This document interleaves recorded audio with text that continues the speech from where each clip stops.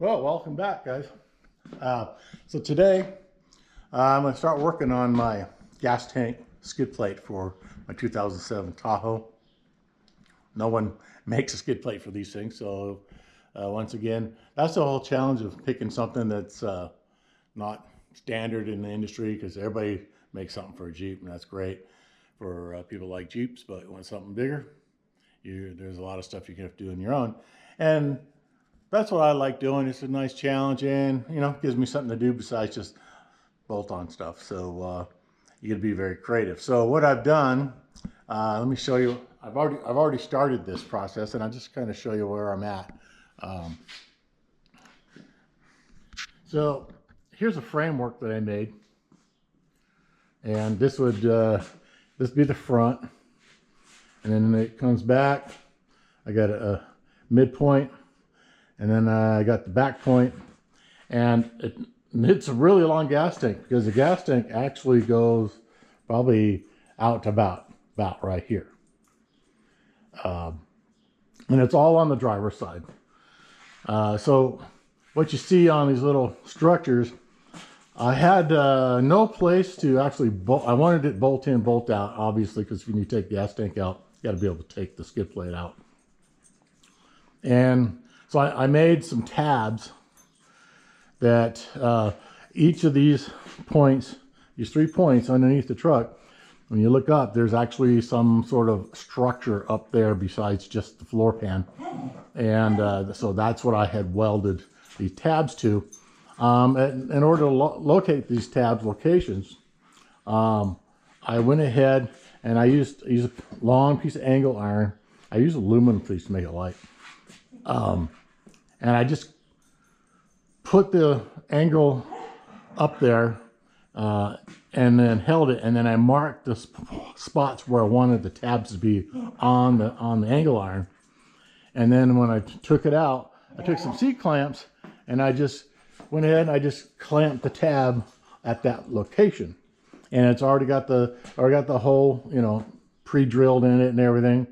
And then so all I had to do was hold that piece up there, and just hold it up there and start tack welding from the front, and then tack welded the back one and then the center, and then went ahead and finished welded those tabs in. And the nice thing about doing it that way is that the tabs will be all aligned.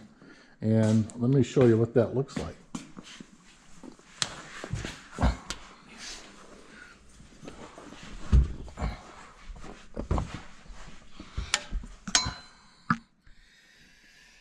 And it was convenient because I actually had the drive shaft out. So that'd be the front one. You see the big structure too. See, it's nice. And then there's the other tab. And then, let's see, get in the camera. And there's the third. And you can see that the gas tank is, like from that one, it's another, more, probably 12, 16 inches farther out. But that's all above the drive shaft. And it's also above that control arm, lower control arm. So this part of the gas tank in the back, it's not going to get into the rocks all that hard and heavy. And if I get in, it's not a rock crawler, so if I get in to something, this front piece is going to be first point of contact. And if it doesn't look good, I'll just back off of it and stack some rocks or find another line, or do something different. That's where that's going. The other thing you notice is this factory cross member here has been cut out. You can see right here to here, and you don't need this part. It's just, and it's pretty wimpy stuff. I mean, I can just move it with 2 fingers. So I went ahead and cut it out, but I did have to do a little integration with this because it covers the first impact point of the gas tank. I thought, well, I need to keep that there, and it's welded, this is welded in to the frame. So that's where I thought I'm just gonna keep that. So back to the workbench. So yeah, this is now once I got the tabs in, I went ahead and I cut these. I cut them long, drilled the hole, bolted them up, dropped them down, all three of them, and then I took this piece of angle down the bottom and started clamping it on each spot until I liked what it was doing. And then this one I noticed it was more helpful to put it in an angle than it was to go vertical like these other two.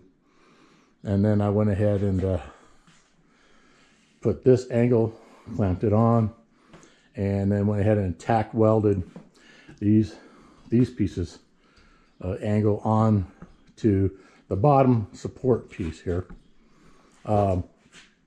These cross pieces, I put those on because I didn't want these locations to move while I was doing it. And more I'm looking at this, the more I'm thinking it's unnecessary. I'm going to take it out because I'm going to put a piece of plate all the way across this.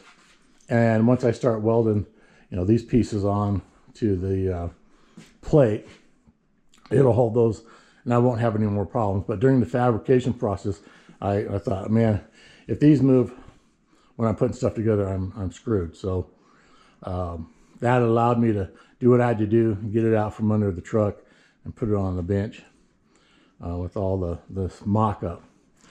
This piece right here, you can see from this side that, there it is, that there's a cut right down here. There was actually an arc there in the gas tank, just a little arc, and I thought, well, I'll cut it and then, weld that back on there in the fixed spot. Because I was looking for just a real minor gap here from underneath the gas tank with those cross pieces.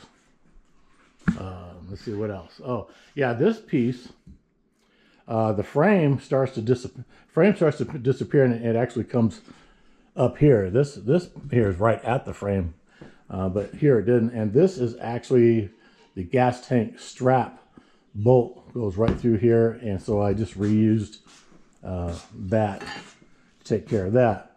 Now I showed you that piece that I'd cut out. Here's what I'd cut out, and I needed a way to tie that into the gas tank skid. So here's what I ended up doing. I cut a chunk of that piece so you can see that it's got the profile on it. And if this is the piece that is welded to the frame, you can see that has a really nice fit right there. And I've already drilled the holes in the one underneath the truck. So it's just going to bolt on right here. And then I did this little piece right here, just 1/8 inch steel, and it's been tack welded and shaped. You can see here, it's actually completely welded right in here. Tacked it on, and that's going to bolt this to that cross piece and give it some support that it needs in case I bean that sucker when I'm out there playing in some rocks. The other thing, you probably can't see it, but there's some ink marks in here. I put the drive shaft in and I realized it was maybe 1/4 inch off, but I'm like, I don't even play with it. So I went ahead and marked this that I need to make sure I take some of the material off of here. And then you come back to this one. It's even darker back here. And you can see the drive shaft because of the angle. These cutouts getting lower. And then this piece, it's just right down in here. So after that, now I know, where to kind of grind and cut and trim to get some clearances in. And then this strap right here, it just comes all the way across, and I've got 2 mounts that I've already welded to the frame. This is going to be a mount here, and then I've got another one that comes across, and it'll mount up to here. And let me show you how that's going to work. Let me put this down for a second.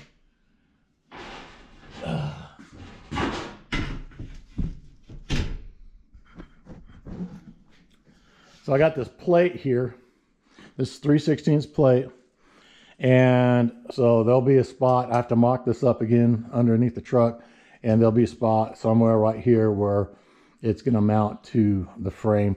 And there's going to be some trimming, so it'll have a little keyway here, and then it'll come back, and the frame's just maybe 2 inches in here, and it'll come through here. And then I'm going to continue plating all the way back into here. And so that's the idea. But there won't be just 2 bolts here, one here and one here, because that's almost 2 feet.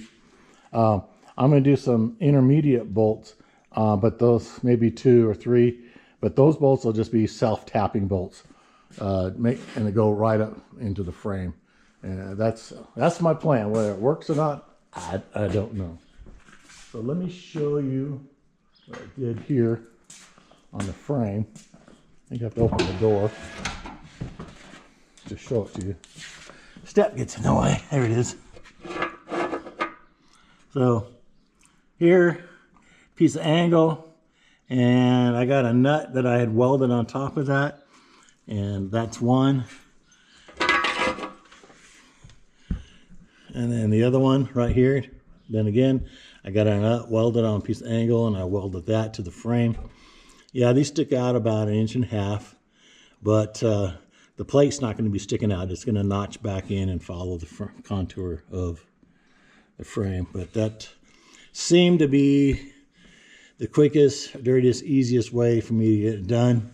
And then the gas tank strap is back here a little bit farther. I can't see it. Oh, yeah, it's literally right here. So it should have plenty of support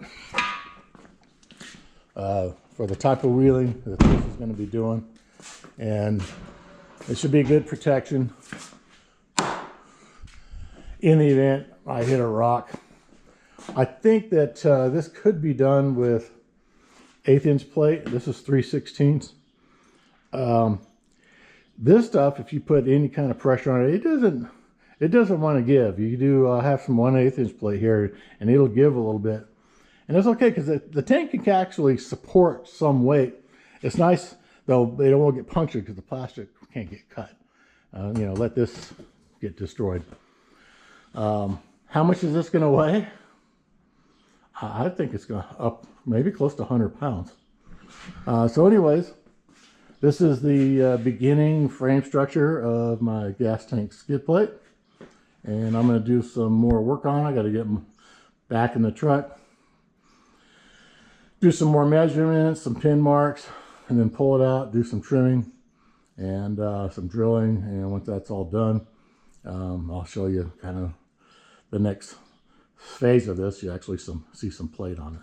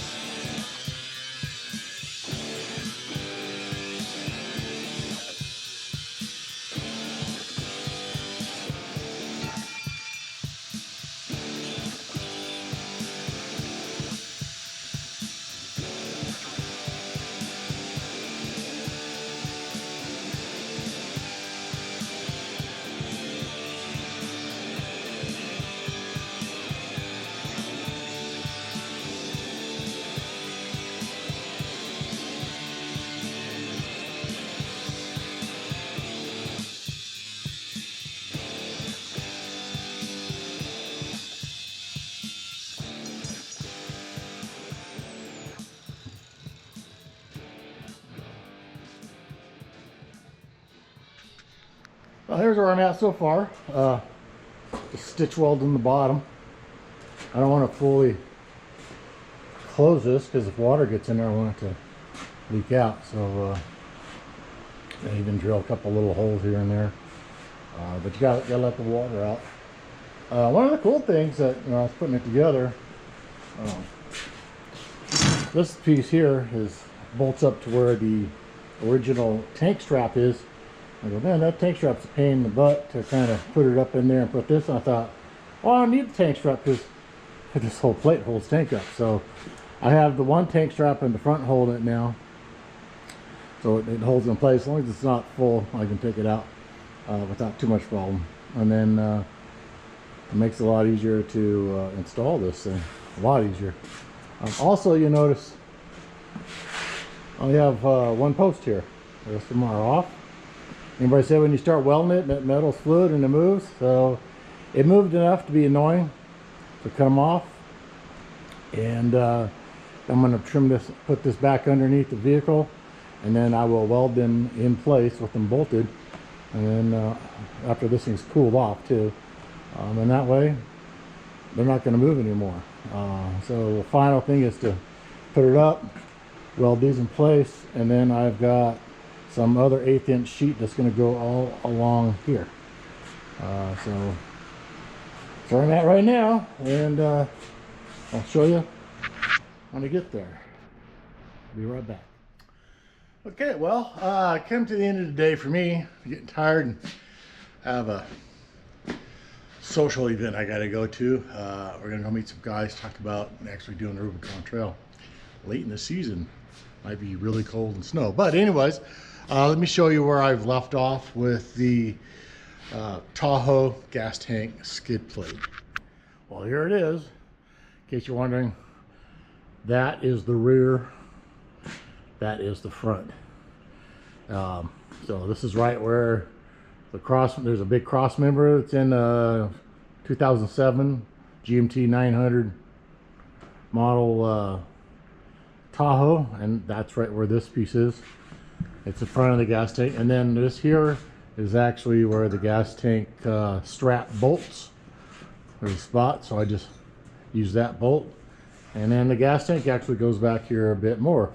Come over here to the inside. The actual U-joint is kind of like right here. You know, it's not this. So the big drive shaft coming. You see where I've carved these out. The drive shaft actually comes right through here. You can see I plated it, and I got rid of those braces that kind of come down in here. Don't need those now. This is all 1/8 inch plate. I didn't overlap on this one. Just because there was, there's a slight bend and angle and stuff, and it was just easier to get that done. Just stitch welded it. Also, these two posts here, and ooh, they're still hot. They were off and with the framework, so remember I cut them off, hung them up, and then all of this, including the plate, was all bolted in when I got it all tacked. So when I pulled it out, now it's all finish welded, and it probably moved again. Hopefully it didn't move in a bad direction. So anyways, this is it this far. I gotta let it cool off. Sucker's hot, and then I'll clean it up. And I don't like sharp corners and stuff, so I'll be grinding those off down here, looking at all these sharp corners, because when you get underneath there, last thing you want to do is get yourself all cut up trying to do a trail fix. So all these little sharp corners come off of here. These would be rounded. These guys, it looks like I already did those. So yeah, it'll be some cleanup. And then the other thing I did, it's like there's no welds on the inside because I didn't want this stuff like rubbing and chafing on the plastic. But you can't really see if I put a light under here, but right here, I took my grinder. There's slots in here, over here, and here there's a crack. Also in the back, there's some slot here and a slot here. I did all that so that when I get water in here, because I'm going to get water in here, that it has some places to escape out of here and not just sit there and cause me problems. There is a really large crack right here where it comes together on this channel or the angle iron. I don't want to fully weld in here, but that's a lot of welding and it might warp this even more. So what I'm going to do is just do a bead of silicone all the way along there, let that stuff set up, and that'll be just fine. It keeps the water out of there, and that's the whole point. It's all just keeping the water at bay and allowing it to flow out as best as it can and not puddle and pool up and be deep. So some people like to drill holes. I just happen to have my grinder wheel and just shoved it in there and made some cracks that'll leak out just fine. So thought I was gonna have to auger this hole out, and I don't. I got it kind of bolted up, and I looked at it and go, no, that sucker works just fine. So right now I got 3 1/2-inch bolts on both sides. So 6 total 1/2-inch bolts holding this sucker in place. And it's certainly more protection than I had before, and we'll see how it works. I did have to do a little V-notch right here. The bolt for the rear lower control arm comes right here, so I want to make sure I get my tool and stuff in there when if I need to service that. So for now, that's it. I'm gonna let it cool off. It's too hot. I'm gonna go off, relax, get a shower because I am really dirty. And then next time I'll come out, have this all kind of ground down, cleaned up. I'll paint it and get it installed in the truck. So I'll be right back in a day or two. And for you, just a couple seconds.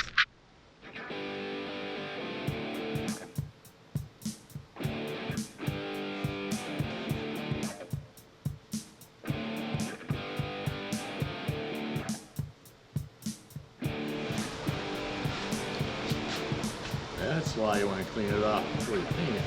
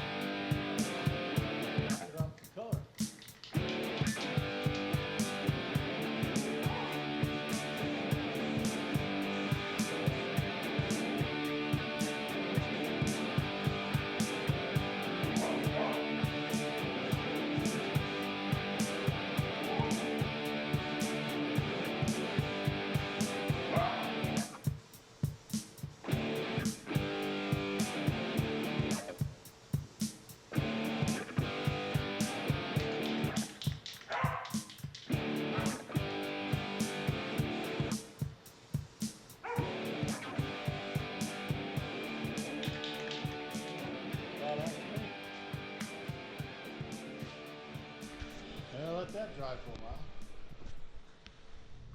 Well, here we are underneath the Tahoe, and let me show you the final installed results of the Tahoe gas tank skid plate.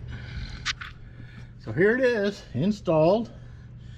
You can see the transfer case end right here, and this little piece that was part of factory cross member, it actually goes in front and protects the gas tank from an initial blow, but it wasn't just bent.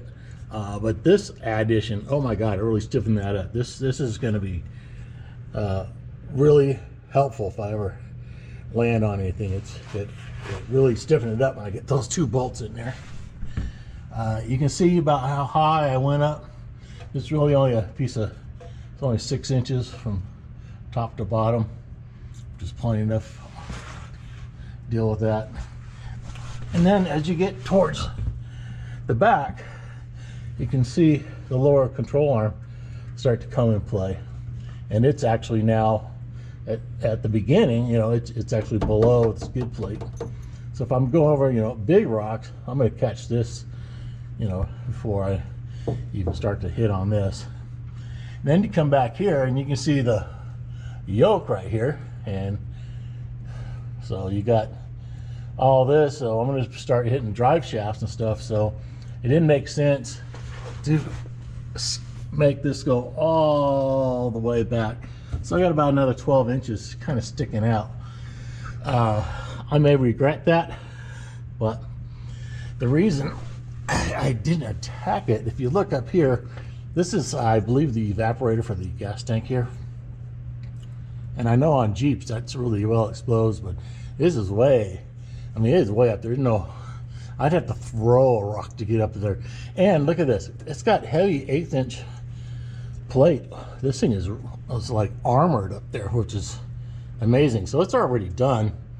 So I'm not going to worry about that at all. That's just not going to be a problem. So anyways, you can see it's all bolted in here, bolted in there, bolted in up there, 2 bolts right here, and then this just comes out flat, bolt here, another one up front, and then the one you can't see comes off this back corner, and it goes to where the gas tank strap would bolt up into the frame. I just use that bolt there. So anyways, I think this is gonna do what I need. And now, as you can see, I'm gonna have to deal with the transfer case, and this muffler is definitely gonna take some bashing because it's about the same height as that skid plate. And it could actually go up if I decide I needed to do that. The nice thing about these flow masters, man, you can beat on them to death, and they seem to survive it. So that concludes, I guess, this video for today. Nice gas tank skid plate. I hope some of you get some ideas. Maybe you can do better than this, and you know, leave me a comment what I could improve, what I could change, better approach to it. But so far, I'm the only one I've seen on YouTube that's done it, and hopefully we're going to see a lot of other people building these Tahoes, because they're great machines. You know, body on frame. There's tons of room to do all kinds of mods under there. Not to mention, nice, you know, V8 LS motor in here. And so I guess I'm out. Till next time, thanks for watching.